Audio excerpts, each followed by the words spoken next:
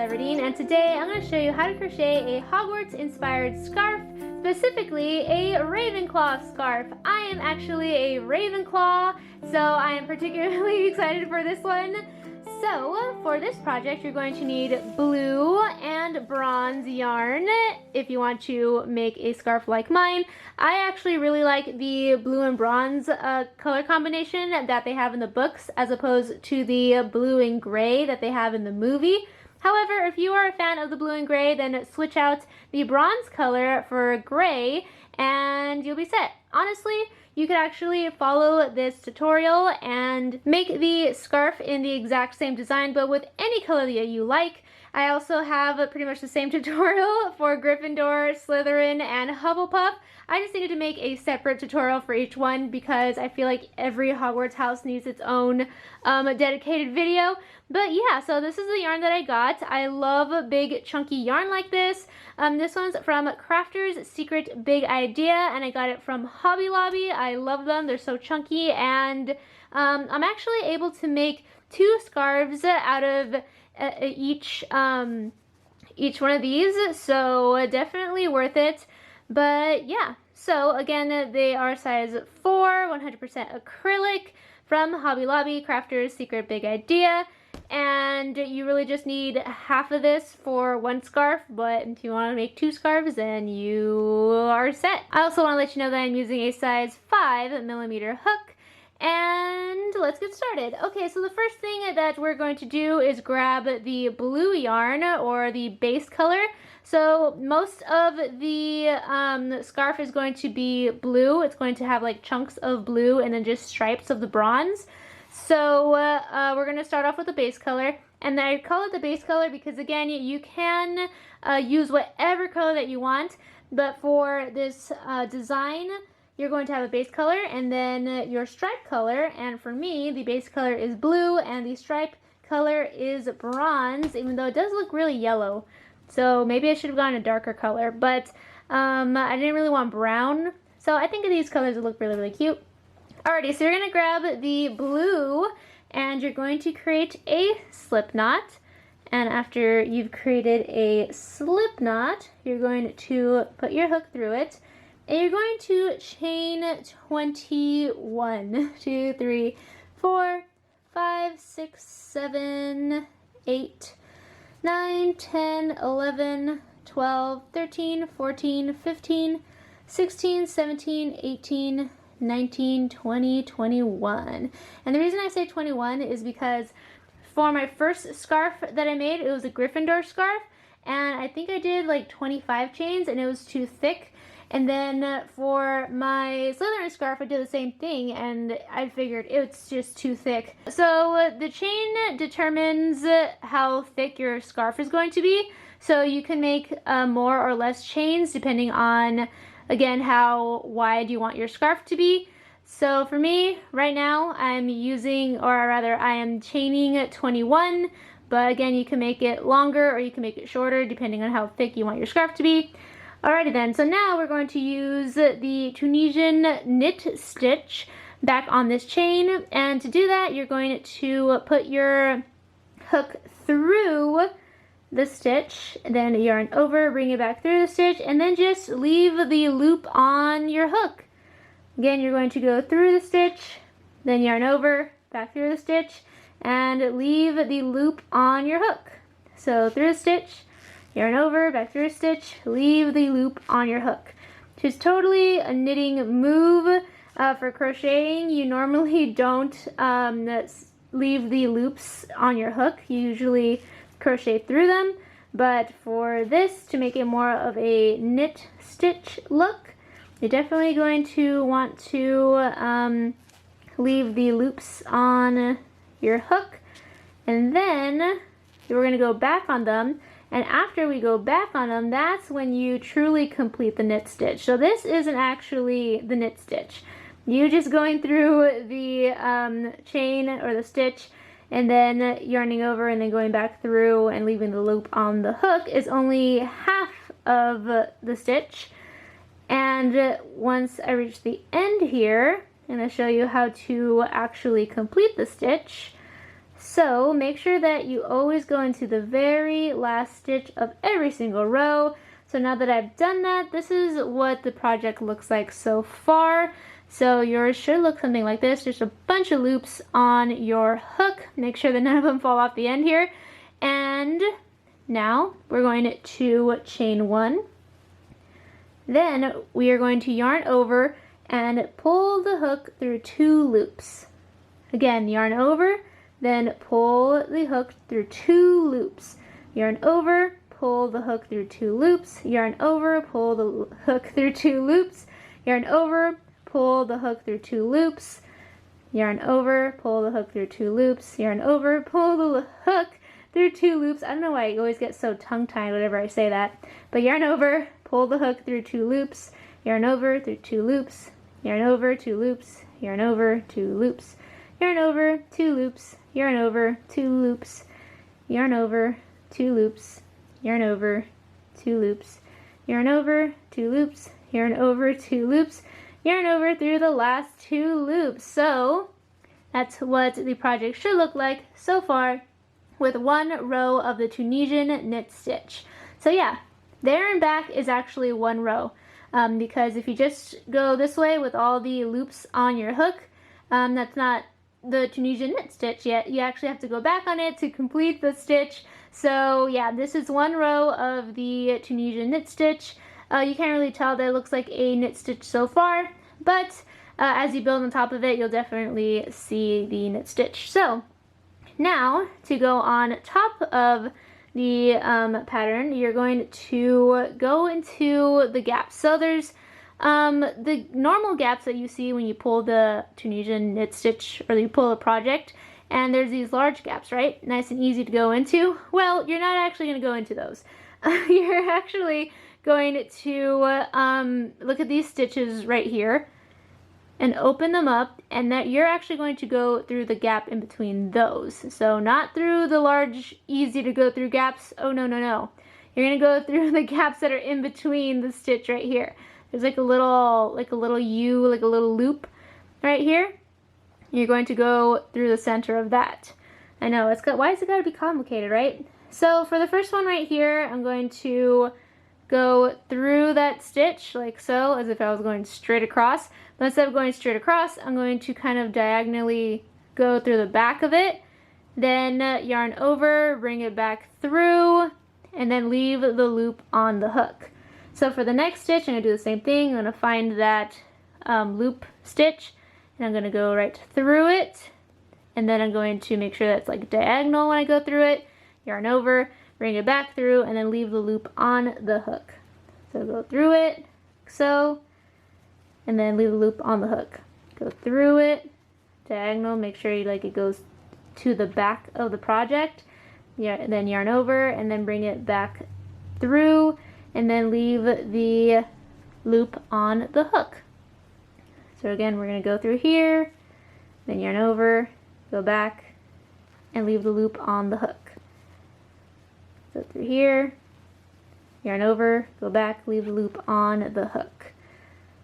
When I first started, I did kind of get confused on where I should put my hook through. So hopefully that helps you figure out if you're doing it right. Again, you're not supposed to go through these large openings right here. You're supposed to go through this area right here. And then yarn over and then pull it back through. Then leave the loops on your hook. So now that I've reached the last stitch here, this is what the project looks like. It does get all bunched up in the beginning, so don't worry if you think it doesn't look right. That's how it always looks in the beginning. Kind of bunches up and rolls up and stuff. But yeah, so what the project looks like after, I guess, a row and a half, because we haven't completed the second half of the Tunisian knit stitch yet. So again, from here, we've already chained 1, I believe. I hope. Did I? No. So you're gonna chain 1. And then you're going to, unless I did chain 1. Oh no, I don't remember. Oh no, I didn't. Okay. So you're gonna chain 1. And then you're going to yarn over, go through 2 loops, yarn over, go through 2 loops, yarn over, go through 2 loops, yarn over, go through 2 loops, yarn over, go through 2 loops, all the way across the row until you reach the end, and once you are finally to the right side of your project, then you have completed another row of the Tunisian knit stitch. For this step, make sure that you do go through 2 at a time. Don't just accidentally go through 1 or accidentally go through 3, because that's going to pretty much ruin the rest of your project if you continue doing that. So yeah, this is what 2 rows of the Tunisian knit stitch looks like so far. And again, you're just going to continue with that pattern. So again, I have made a Gryffindor and a Slytherin scarf already, and I've experimented with how many rows and chains and stuff like that I like to make per what I call the block, which is the like it's a block of the main color, and then it's the 2 stripes, and then it's a block of the main color, and then it's the 2 stripes, and so on and so forth.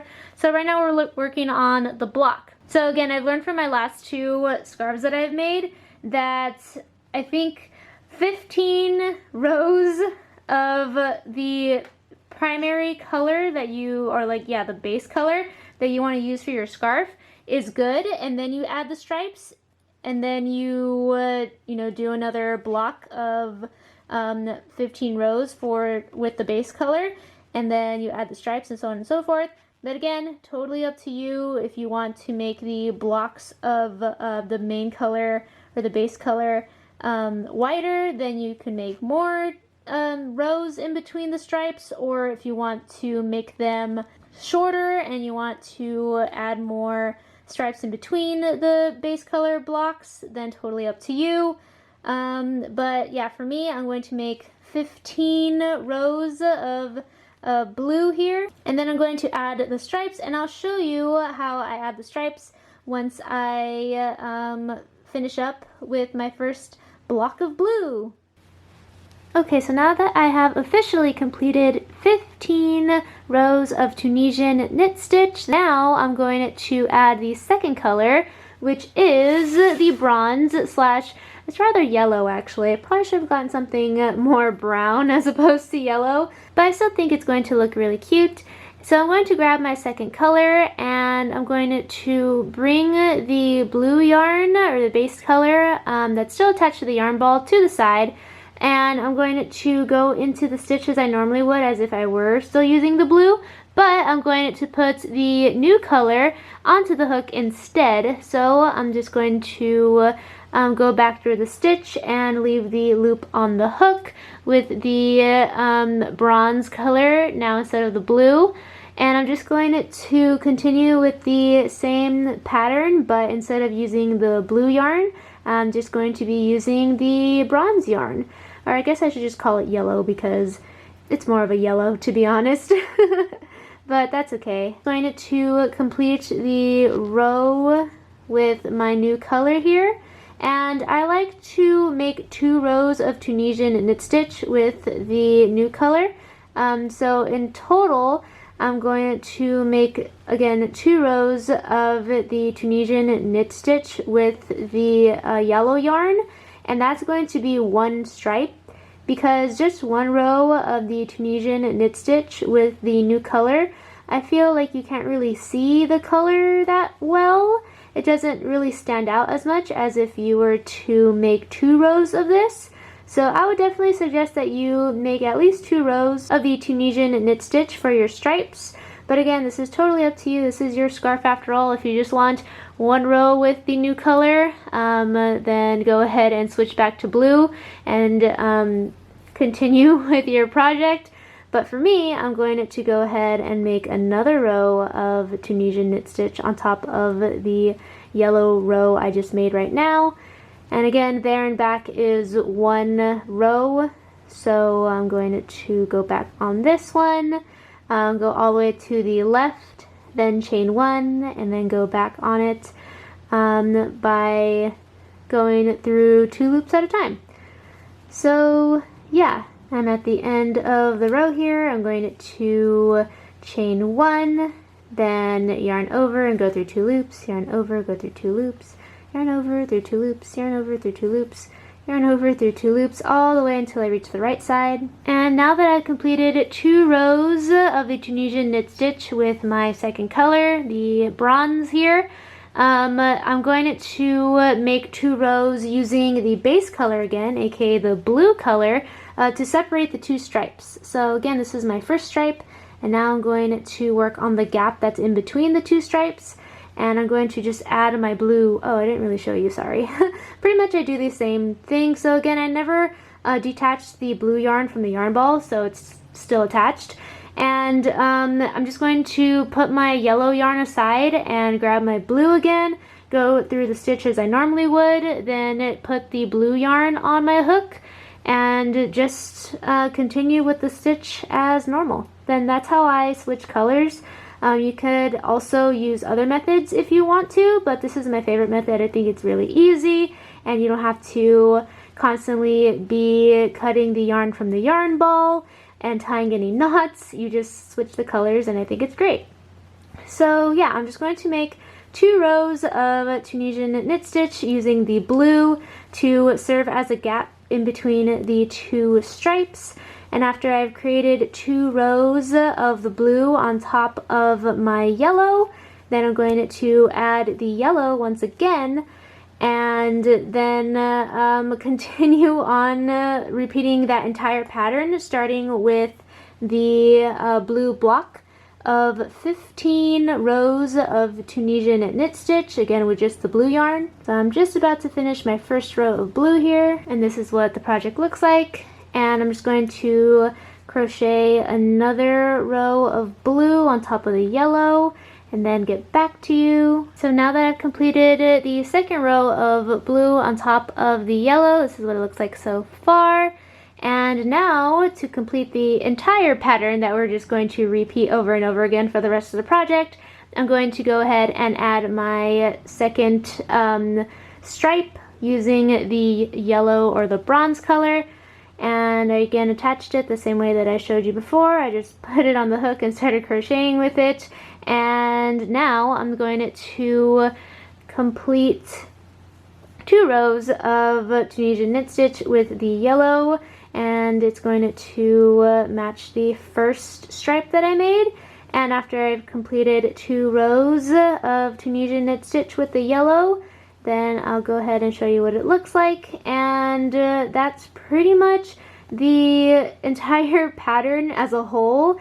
You're just going to repeat the same thing over and over again until your scarf is long enough to wrap around your neck like you want it to, depending on your preference. That's how long you're going to make the scarf. For me, well, I'll show you once I'm done with my second stripe here. Okay, so I've just completed my second row of the Tunisian knit stitch with my yellow yarn for the second time. And this is the entire project so far, and also the entirety of what you're going to be repeating for the rest of the project. So you're going to grab your base color, in this case blue, and you're going to make 15 rows of Tunisian knit stitch to create this blue block. Then after you've created 15 rows, you're going to switch the color to your second color, in this case bronze or gray if you decided to do gray for the Ravenclaw scarf, or if you're doing another Hogwarts scarf, then any color. But anyway, you're just going to switch to your second color, and you're going to do 2 rows of the Tunisian knit stitch followed by 2 rows of the Tunisian knit stitch with the base color to serve as the gap between your 2 stripes.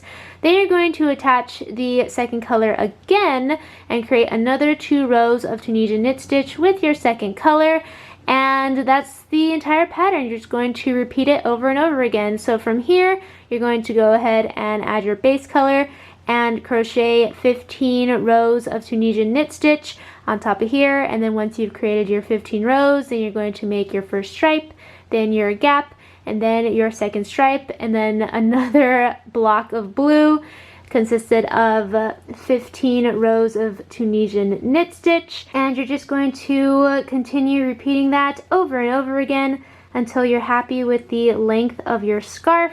For me, I usually repeat this pattern 10 times until I'm happy with the length of my scarf. But of course, if you want to make your scarf shorter than mine or longer than mine, then just continue crocheting or stop crocheting before you repeat the pattern 10 times.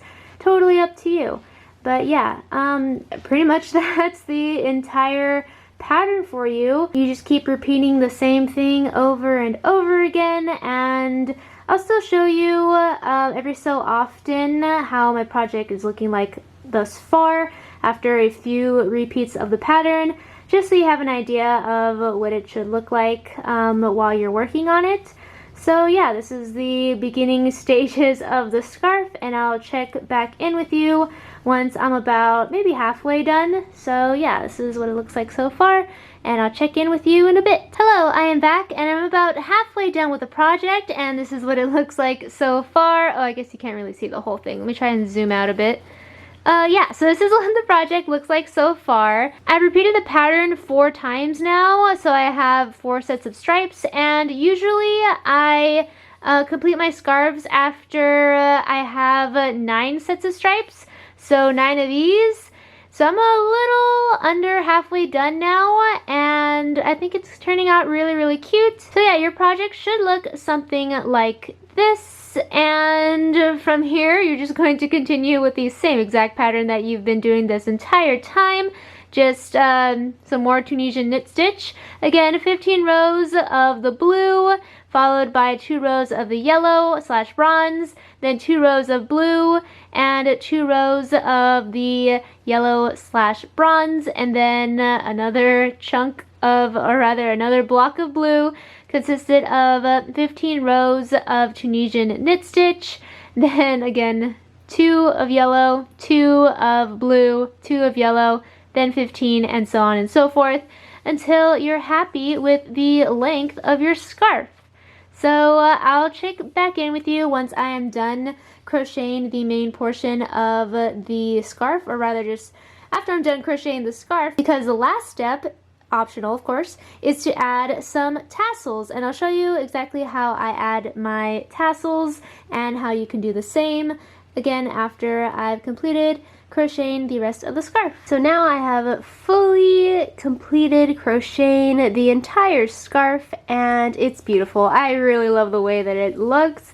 I actually really like the color combination as well. I thought that I was going to think that the yellow was too bright or light to pass as bronze, and you know, maybe it is, but it doesn't look too bad. I think it's really cute.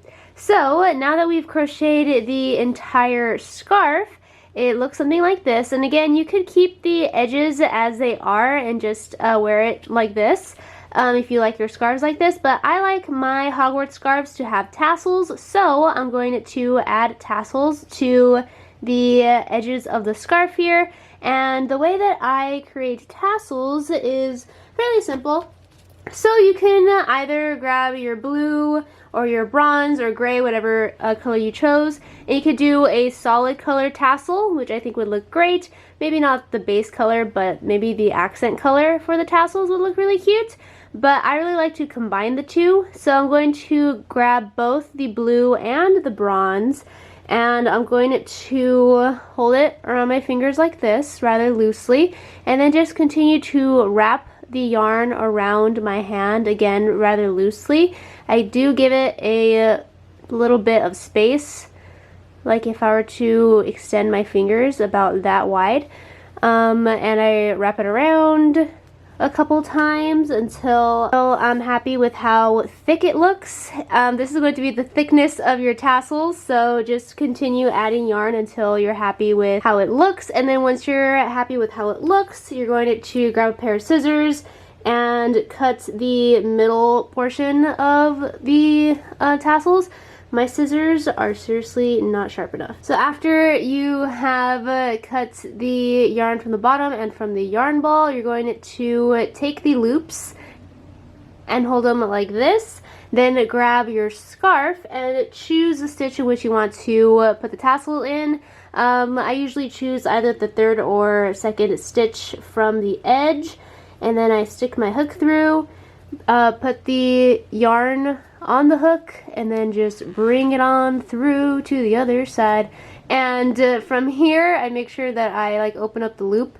That way I could put my finger through, and then I grab the other side of the tassel, or all that yarn, and then I bring it on through like this, and boom! Give it a tug, and you've got yourself a tassel. Yay! So you're just going to continue doing that a couple more times throughout the side of your scarf, and then again on the other side, just right here. And after you've added your tassels, then you're completely done with the scarf. And I really love the way that it turned out. I'm definitely digging the blue and bronze. However, if you were curious to know what the blue and gray combination would have looked like, I actually also crocheted a blue and gray version of a Ravenclaw scarf for my friend for Christmas. And this is what it looked like. I think that it also looked fantastic, and if you are a fan of the movie colors as opposed to the book colors, then you can definitely go with the blue and gray. But again, for me, I'm a big fan of the blue and bronze, so I'm happy with the color combination I chose for this scarf, and I'll be keeping this for my future Hogwarts inspired lookbooks and outfit idea videos. And yeah, I hope you enjoyed this video, found it either interesting, entertaining, or helpful. And if you did, please give a big thumbs up before you go. I do have a tutorial for how to crochet a Hogwarts scarf for every house. Then those will be linked in the description box below. Thank you so much again for watching. Don't forget to click that red subscribe button if you have not already, so I can see you next time. Bye! And have a magical day.